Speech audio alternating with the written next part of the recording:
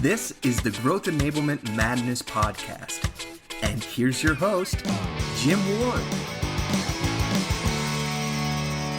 Welcome to Growth Enablement Madness, where I get mad as hell when a company isn't growing or scaling and they're using technology. I'm Jim Ward. I'm CEO of BrainSell. And today our guest is Ed Kless from Sage Software, who I've known for a long time as well. Ed, welcome. So great to be here, Jim. Thanks for having me. Yeah. And thanks for having the best microphone again. We just had another podcast this week where they had a great microphone. And I've got mic envy. So yeah, well, look at you. Yeah. Professional podcaster. Yes, right. So we're the neophytes here. Can somebody look up neophyte just to let me know if I use it right? No, you're good. Thanks. I'll provide a description later. Awesome. Good. And so I know a lot about you, but the audience obviously doesn't. So tell me about yourself. What makes you tick? What do you do at Sage? Give it to me, brother. Well, I'll start with my why. My why is that I believe that entrepreneurs continue the work of creation. And I want to do anything that I can to help entrepreneurs in that work. And fortunately, I've worked my way into position at Sage, which I personally think is the best job anyone could possibly have, because I'm more of an academic than I am a business type role. And I get on podcasts. I have my own podcast. I talk. I do presentations. I'm not responsible for revenue, and yet they send me a paycheck every 2 weeks. So it's really a wonderful, beautiful thing, actually. In all seriousness, I came up with this term meta consultant about 2 years ago, because what I do is I primarily consult with people who do consulting, whether they be folks who do CRM systems or ERP, or even with our Sage Accountants Network folks, which is where I technically report into now at Sage. And these are folks who just recommend our products in a lot of cases to their customers. So I want to make your businesses better. I've never been a person to say, how can I help you close this deal or transactional? How much are you going to do for us this month, this quarter, this year? But what is it that I can do to help you make your business better? Very much in alignment with what you guys are doing from a growth enablement strategy. So I think it's a good synergy here. Yeah, it is. Thanks. We've often talked about that. So, and also I want to introduce my sidekick, Sarah Reed, who's our Vice President of Marketing. Yeah. Nice to be here, Jim. I'm just here for the laughs. Thank you, Sarah. Always good to have. We'll make sure you do laugh. Required. Anyways, also I want to introduce Brian Anderson, our producer of this podcast. Hey, Jim. Thanks for showing up today. Thanks for having 2 in a week. All right. So I didn't want to continue with some questions with you, Ed. Tell me, what are you currently reading, or what have you recently read that is one of your favorites that you've currently reading right now? Just hold it up for you right here. So this is The Data Detective by Tim Harford. Subtitle is The Easy Rules to Make Sense of Statistics. And it is absolutely incredible. Really loving the book. I'm about halfway through it right now. But he opens with this great story about this artist or art critic who discovered what he thought to be a Vermeer. And what was interesting about it is he was like the default expert on what was and was not Vermeer paintings. And he comes across it and he was overcome with emotion, which should be the key right there. In fact, his quote is, "While this is different from all of his other paintings, it is in every way a Vermeer from the master himself." Turns out that he was totally sucked in. And it was not a Vermeer at all. And had he paid attention to the actual evidence, it was a crappy painting. But he wanted so much for it to be a Vermeer that he was sucked into it. And that's the opening story of the book. And it's much, much deeper than that. But I highly recommend it, because I think this is something that we all are susceptible to. And that is to misunderstand statistics. And I think we are oftentimes misled, oftentimes not even purposefully, by folks in the media, especially with the advent of what's happened with COVID and understanding statistics around there.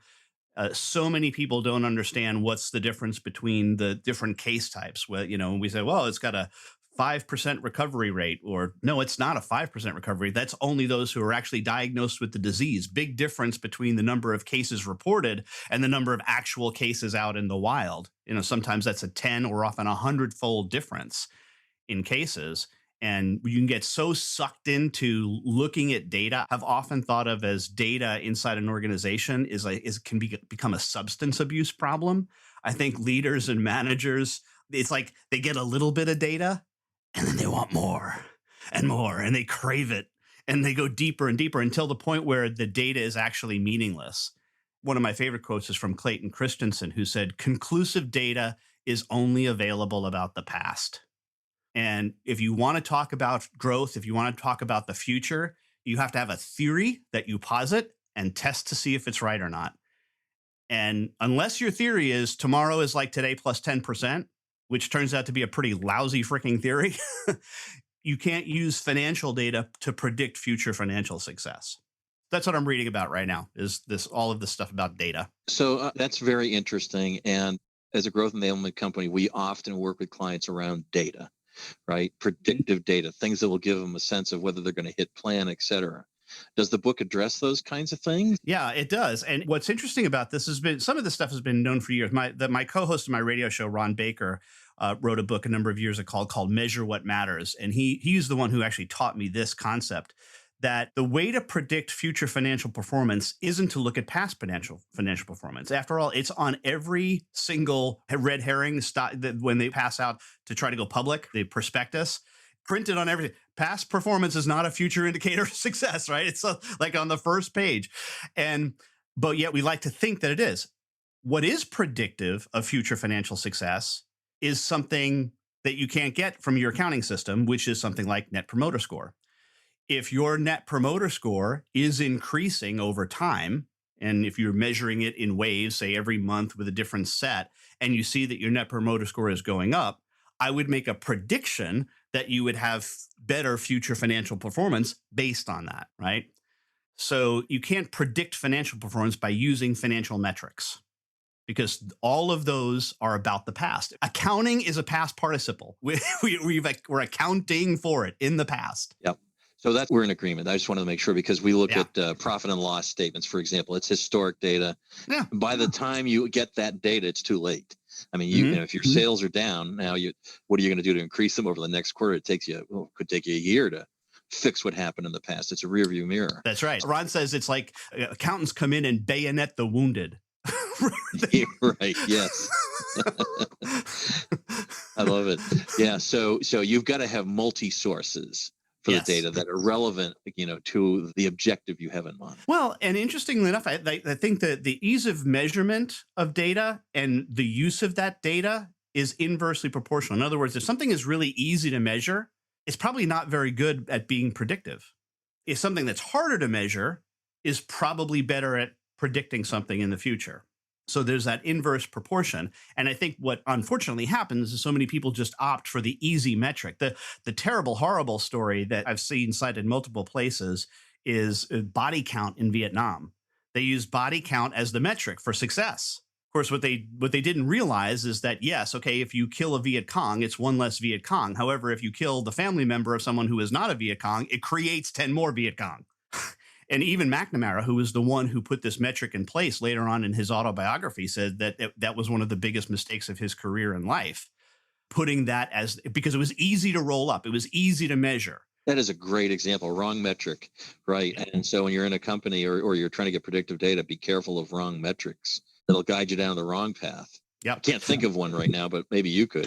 Oh, tell me, Sarah. Yeah. Even just like measuring from a marketing perspective, if you're only looking at the number of leads you're generating and you're not looking at the number of leads that convert to an SQL, to an opportunity, to a closed one, if you're only looking at volume of leads, like that could lead you totally down the wrong path, because none of them may be converting, or a small amount may be converting.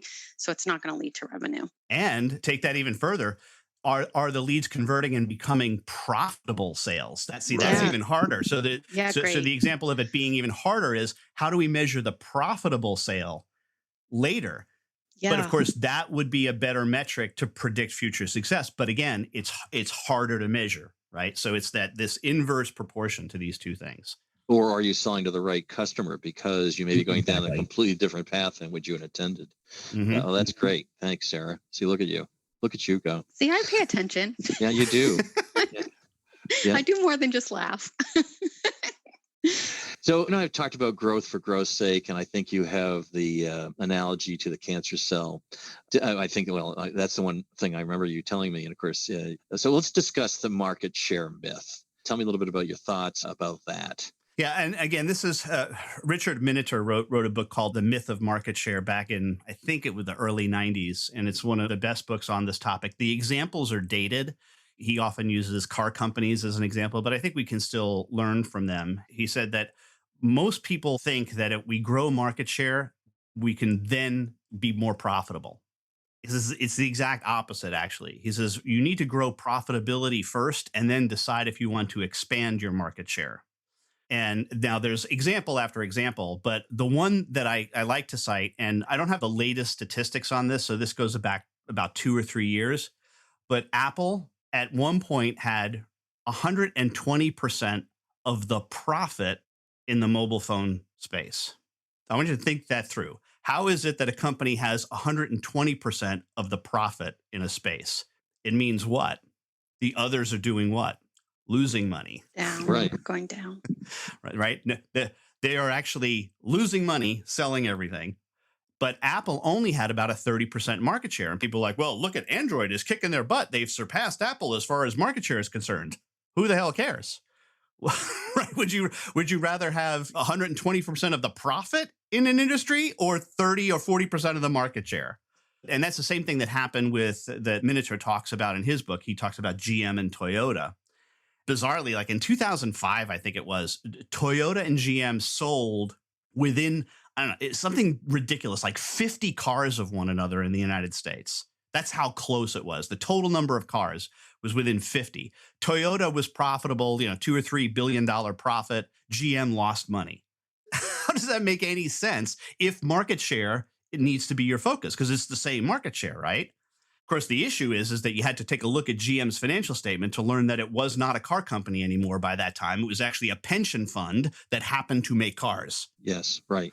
Thus the losses, I'm sure, piling up. But right, good point about. And so that kind of leads us for growth's sake. Your cancer cell analogy. Tell the audience a little bit about that analogy. Yeah, and I'm quoting someone else. It's not the quote is not original to me, and it's probably in The Myth of Market Share, the person who actually said it. But is it growth for growth's sake is the ideology of a cancer cell, not a sustainable business model.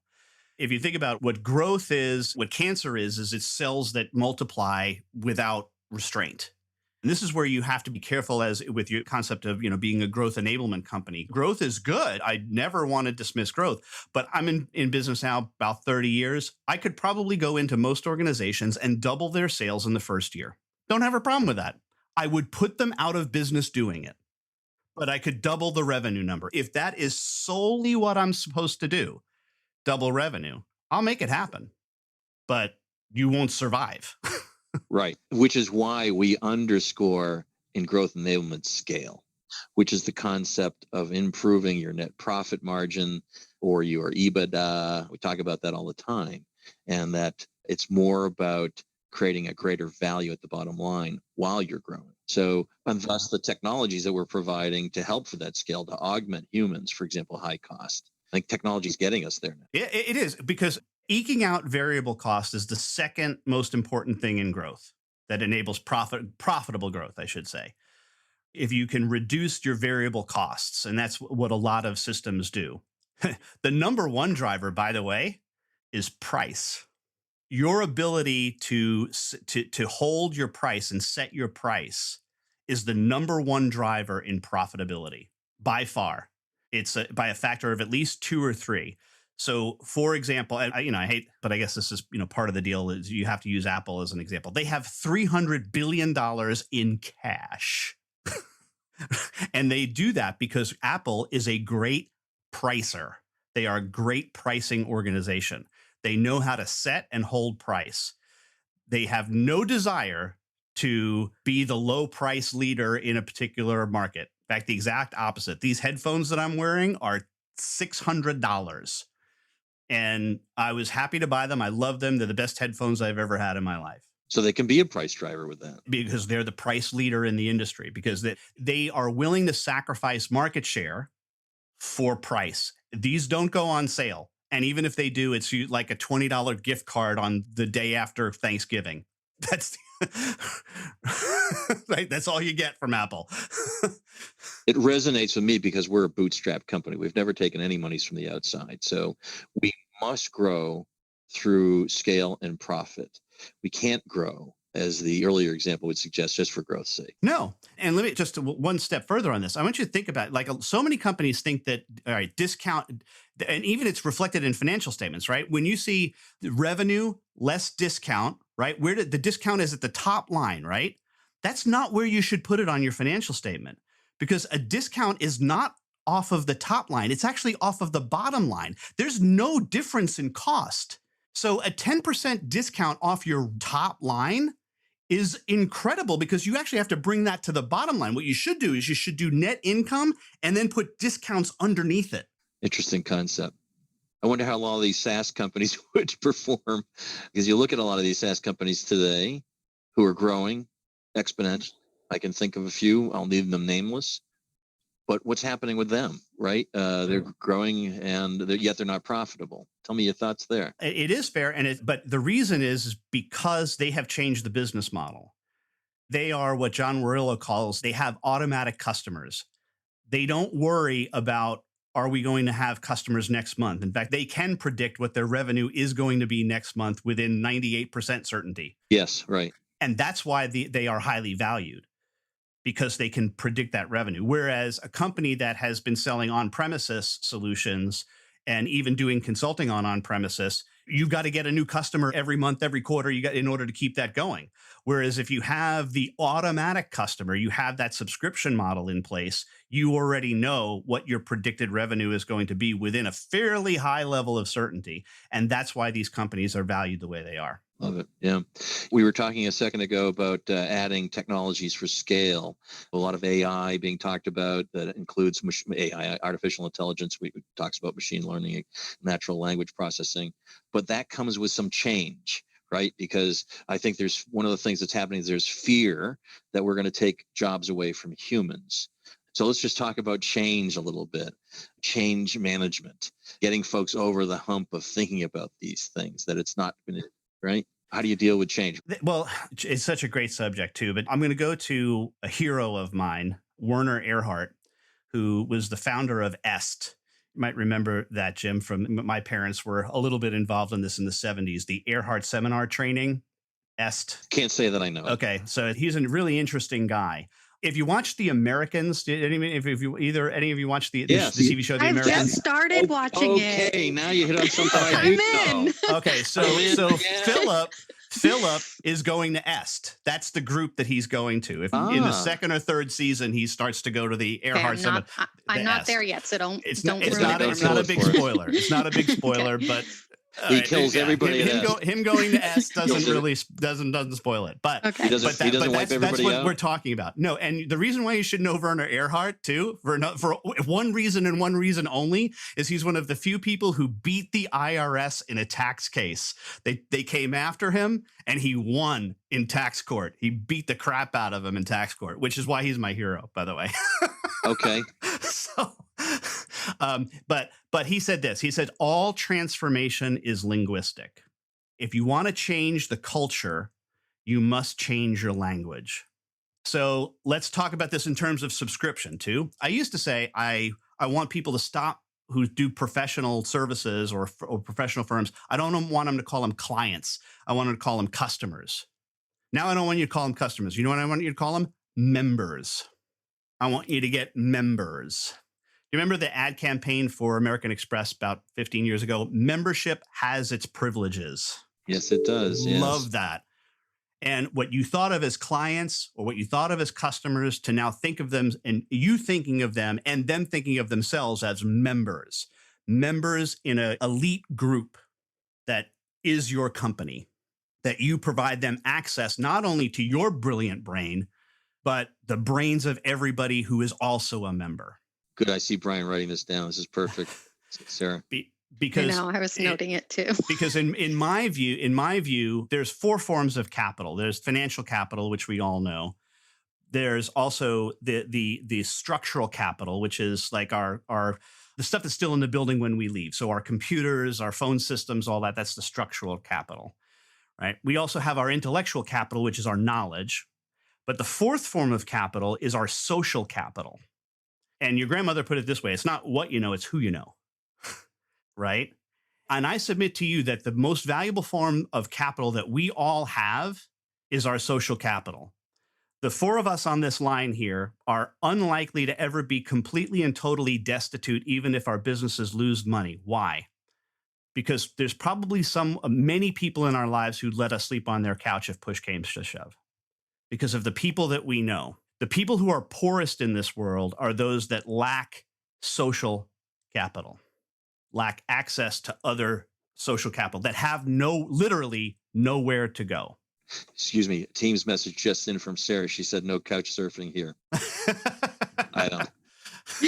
Yeah, but that's so interesting to think are about. Not supposed to be brought up on. You don't. The first rule of Teams is you don't talk about Teams. No, I'm kidding. Sorry. Okay. Sorry. But in all seriousness, I think that's, and if you can create a mystique around your organization as a membership organization, an elite group that people want to be part of, that's the allure. That's the example that John Roylo uses in his book, Automatic Customer, is, you know what Club 33 is? Any of you know what Club 33 is? Okay. It's a building 33 Main Street on all Disney properties that you have to be a member of in order to get in. They have a waiting list of about 6 years long. You can Google it and try to join. It's also the only place, especially in Disney World and in Disneyland, where they sell alcohol. Just a little tip. Okay. Plus the 6-year waiting. Exactly. Right. But it's an exclusive membership club within Disney. Well, Peloton has this now too. I think it's called the Emerald Club. These are all exclusive. Peloton? Yeah. Is that how it's pronounced? I don't know. That's how Peloton? I pronounce it. Peloton. The bike? Peloton. Yeah. Peloton. Okay. Peloton. Okay. Peloton. Thank God I wasn't out of the loop on sorry. that. But I know they do have this thing called an Emerald Club, which you have to be invited in by someone else who's in it. And again, it's this creation of this exclusivity that is huge in value creation, in my view. How do you create that mystique around it? So, but getting back to your question about... sorry to interrupt, but Clubhouse is another new app that's come out that is exclusive to that. Same thing. Yeah, right. You got to be invited in. My dentist will only take new patients by referral. Like, you can't, unless you know someone who goes to him as a dentist, you can't get in to see him. We all want to be where it's hard to get into. The nightclub has a line outside, by the way, I'm not in nightclubs anymore. Just a note. But I mean, these are the things we can learn from this and apply it to business. And I think the exclusivity thing, I think, is something important, because that's one of the things that you can do as a small business. It almost by definition, you're small. So you got to create exclusivity around it. That's by definition. Right. So we're talking about change. I guess, how do you begin to make change happen in organizations? Yeah, and that's where the language comes in. And I really do think it is something as simple as changing the language that you use to describe whatever it is that you like, using member instead of customer. I'll give you an example, Jim, and I know you probably remember this, and there's a lot of good and bad that can be said of Stephen Kelly, who's a former CEO of Sage. But one of the things that he did when he first came in, within the first month or so of him starting his tenure as CEO, is he changed the language of what we call each other inside the organization. It was no longer team member or employee, but colleague. So now, and it still is, and he's gone 2 years, we still refer to each other. It's Sage colleague, my Sage colleague. And you will hear Sage people use that term. We'll say Sage colleague, my Sage colleague, my Sage colleague, my Sage colleague. And this is very weird coming from him, because I know you met him on several occasions. He was a very proper and meretricious Brit, right? You know, and tall. Yeah. Like drop dead, beautiful kind of guy. He looks exactly like the guy in The Crown who played Prince Philip in the first season. I think they were separated at birth, but there's him. I agree. Him, but a little Conan O'Brien too. Yeah. There's a little Conan O'Brien, but I will say this. So, but he said, if you introduce me, he said this in an internal team meeting, and here's our CEO, Stephen Kelly. Here's my colleague, Stephen Kelly. I love that, by the way. We really try to embrace that here. So it's that, but point is that language changes matters in people's brain. Yes. Yeah. So you and I were talking at one point, and we had a great analogy to this language and the word, I think it was train. Yes. Training versus education. A lot of companies provide training. In fact, I heard somebody said this earlier to me today, and I actually had a chance to talk about this.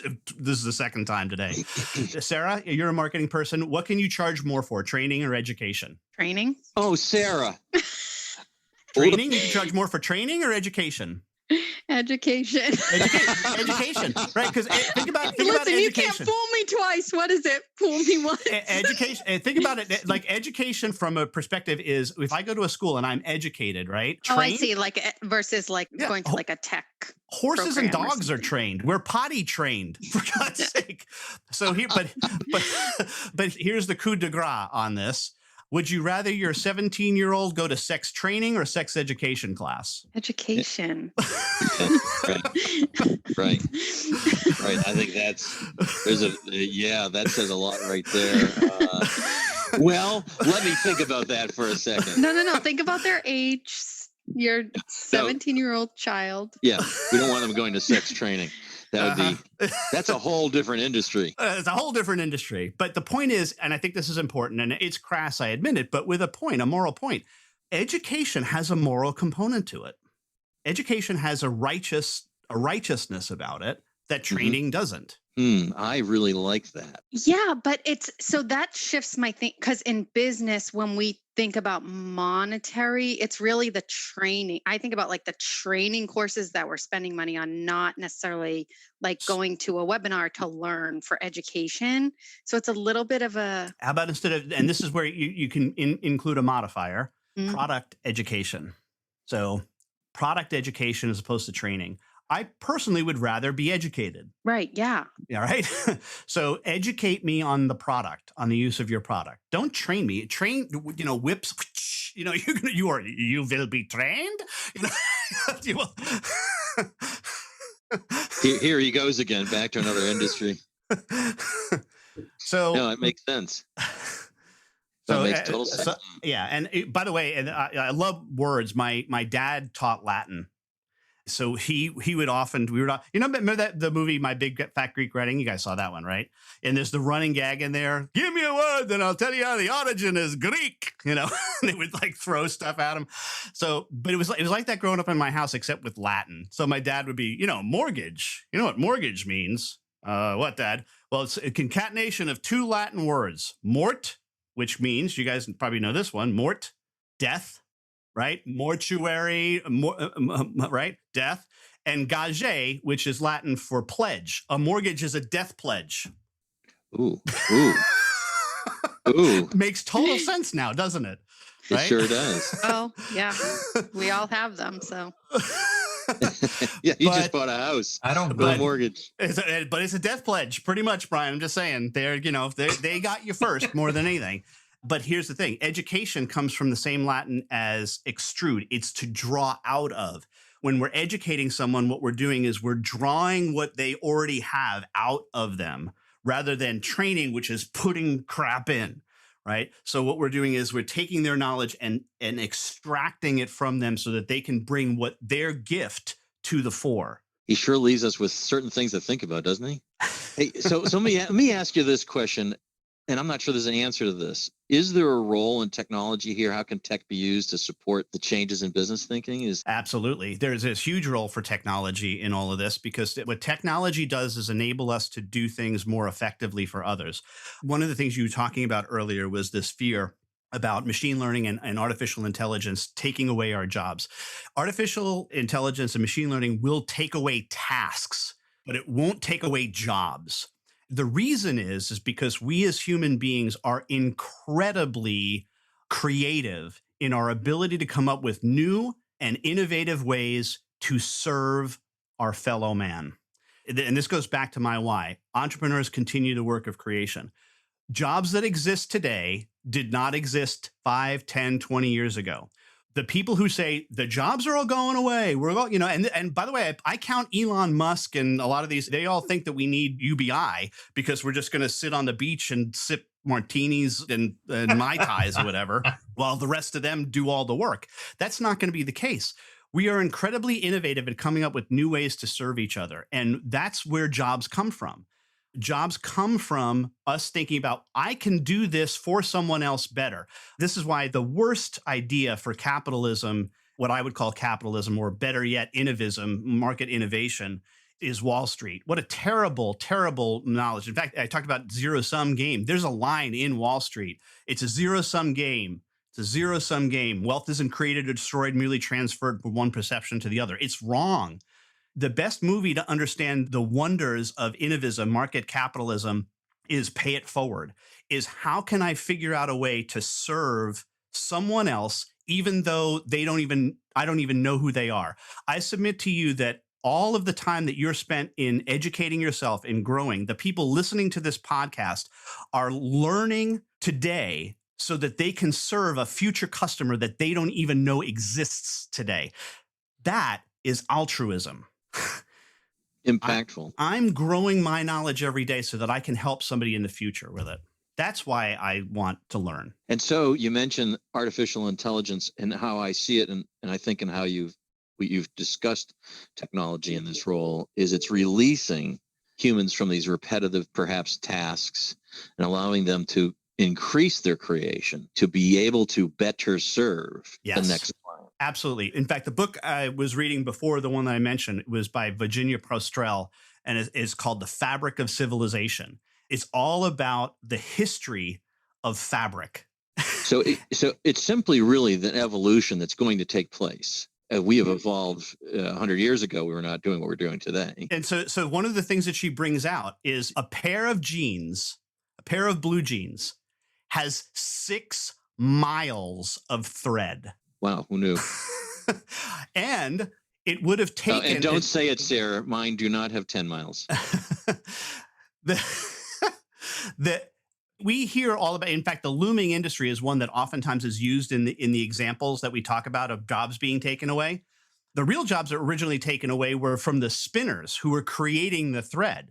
I mean, for most of human history, and women spent the overwhelming majority of their adult lives spinning thread, because it took 6 miles to make a pair of pants. Yeah, right. Right. Nevertheless, a sail, which is like 60 miles, or a bed sheet, we don't even think about clothes. So what Prostrel puts forward in this book, and I love this, how the idea that any sufficiently advanced technology would be viewed today as magic. I think that's Isaac Asimov, right? If you didn't know what a remote control was, you would think that was magic. That's how it did it. It was absolutely magical. But she says the inverse is also true, that anything that we absolutely take for granted is viewed as just part of history. Like, we don't appreciate the fact that the clothes that we wear, all of the fabric around us, took thousands of years to create this incredible industry that now employs so few people as to be mind-boggling, yet clothes all 7 billion people. Yeah, man. It's always fascinating to hear you, because you are a true intellectual, but you make it easier for me to understand, because you sometimes have to talk to me like I'm a 5-year-old, 6 maybe. So, and you do a good job at that, but you always enlighten, and I really appreciate that. But this is a good segue to our tech-tainment session. This is rather new. Okay. We're going to ask you a couple of questions that reveal a little bit about yourself. Sure. And so, are you ready? Yeah, go for it. All right, here we go. What's the one topping you don't believe belongs on a pizza? Pineapple, no question. Yes, Ed. Yeah, okay, me too. I totally agree. Horrendous thinking Get rid about of that Hawaiian pizza. You ruin pizza with that's fruit in general, right? No. Okay. Somehow, okay, yeah. Well, I could have probably guessed that with Brian. What do you think? Totally a pineapple pizza guy. All right, early bird or night owl? This is, I think, very interesting for you. Early bird or night owl? Gosh, I will have to say that I alternate between the two of those. It's very weird. I tend to be more seasonal. I guess that's part bear or something. But I tend to sleep longer in the winter and go to bed earlier. And then during the summer, I spend way more time awake and functional. So it's more of a seasonal thing for me. Interesting. Odd. Let me ask you this: do you eat more berries during the winter? Yeah. Okay, no, that was because he's sleeping. That was silly. I'm sleeping. That was purely I probably drink more though. That could be the reason. Now that I think about it. So it could be the grapes and the wine that might be doing it. All right. Last question. And this one, I got a kick out of. Our extraordinary podcast producer has given me this one. All right. Would you rather fight 100 duck-sized horses or one horse-sized duck? I have to first get the images in my mind for that, what that would be like. I think the one horse-sized duck, because you got 100 things flying around you or running around you, you got no chance. At least with one thing, you can sort of keep it in front of you. That's the way I would look at it. I'm still up in the air. They are. No, I you know, just I get know. a bunch of bags of bread. I'm with Ed. One horse-sized duck. Feed it some bread, distract it, and run. But they also can't run for shit. I mean, so I'll probably. I'm sorry if you have to bleep that out. I don't know if you guys are clean. No, we don't bleep anything out. No, we don't bleep. Listen, hey, this has been awesome. We want to thank you for joining us. It's Ed Kless from Sage Software. Can you tell the folks how they get a hold of you or find you? Sure, a couple different ways, but ed.kless@sage.com is the email address. Love to hear from people. I would love for you also to listen to my radio show and podcast, thesoulofenterprise.com, and you can go to that and see the website where we do have show notes to all 300 or so plus shows that we've done previously, and as well as previews to upcoming shows. So good plug. It's an awesome show. I want to thank our marketing maven, Sarah Reed, our podcast producer, Brian Anderson, music by Sam Ward, and I hope I get this right, Davenio. They do all our editing. They do our distribution for this podcast, which can be found everywhere podcasts are found, Spotify, Apple, wherever else they're found. So I want to thank you very much again, Es, for joining us, and we wish you the best. Have a great day. thanks so much.